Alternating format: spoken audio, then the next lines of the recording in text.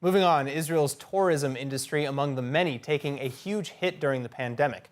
But the tourism ministry is already canceling its ad campaign launched last month to encourage locals to go on summer vacations. And the reason? They just cannot justify the enormous hikes in pricing. While vowing to address the issue, Tourism Minister Yoel Razvazov saying, "I don't see a reason to continue the campaign while the prices of vacations are so high." Quote, "It's a pity to waste public funds on this, and vacations are not just for the rich." With me to talk about the problem is Assistant Professor and Economic Consumer Behavior Expert, Billy Abraham. Billy, thanks as well for coming on to the program again. What is the current average price now per night in a hotel in Israel for a family? For the average Israeli family, let's say four parents and two kids, it'll cost $1,000 a night, which is very, very high. And regardless whether you're planning to stay in Eilat or Tel Aviv, it's just about $1,000 per night.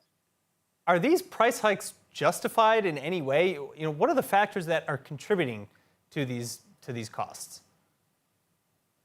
Well, if you look at the hotel industry, capacity, the hotels are booked to their full capacity. And, according to economics, Eco 101, as supply is higher than demand and prices increase. Demand is really, really high in the sky. And the main reason to explain it is because a lot of Israelis are concerned over international travel. They're afraid of coming back and being infected with COVID-19, needing to quarantine. So this really deters them from going abroad, and that's why they're willing to pay practically any price to travel domestically, which is good for the economy. Well, okay, so it's good for the economy, get some money going. I agree with you there, of course. That's also Econ 101, as I'm sure you know. But if Israelis are willing to pay just about any price just to get out of the house, is the tourism industry just trying to screw local tourists? Are they fleecing them for all they can? Well, I don't think so, because if you look at the capacity, it's just that, as demand increases, prices increase very much. By the way, if you look at the United States and around the world, prices are very high. If you look at the airlines who have increased prices considerably, it's just that, in business, the higher the price you can get, the higher you want to get. There's no reason why they should lower prices.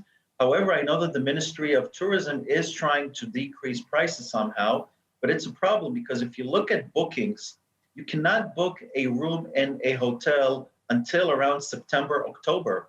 So it means that even if the Ministry of Tourism steps in order to try to decrease prices, people will be able to get lower prices only in about 3 or 4 months, not now.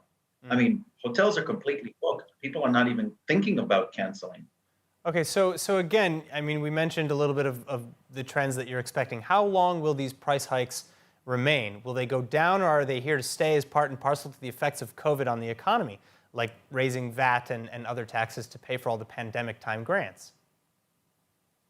Well, I would say that probably prices will decrease after the holidays around October, only to increase again later on in 2022. However, if you look at in general in the long run, I think that prices will continue increasing as long as we have not put an end to the pandemic.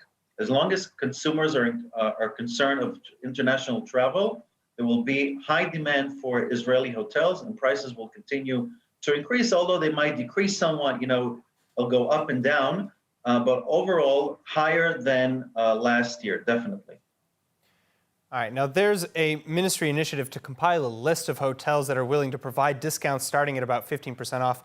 Is this a substantial reduction, or is it maybe even, or does it not really make any much of a difference when we're considering that prices have probably raised before they were discounted?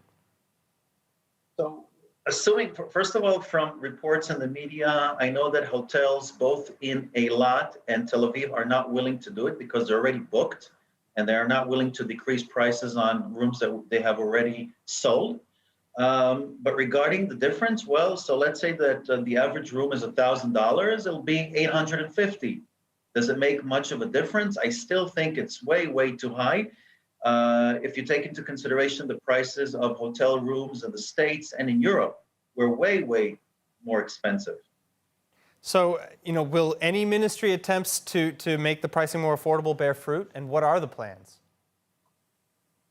Well, I know that the ministry has contacted hotels in an attempt to try to convince them to lower prices. But again, if this should bear fruit, this will not happen over the summer. Unfortunately, if we Israelis want to travel, and probably we're likely to travel only here in the country, we're going to pay very dearly for the holiday. And unfortunately, it turns out as if you really have to be very rich in order to travel. I mean, spend a weekend with your family, $1,000 a night, $2,000 for 2 nights. That's 7,000 shekels, more or less $2,000. That's the median income in the country. It means that half of the population earns less. So it means that for at least for 50% of the population, it's just a dream that probably will not be realized with these high prices. All right, well, that is a terrifying, terrible statistic, unfortunately. I truly hope, I think I speak for everyone when I say I hope the prices fall quickly. Vili, thank you so much for joining us. So it was a pleasure.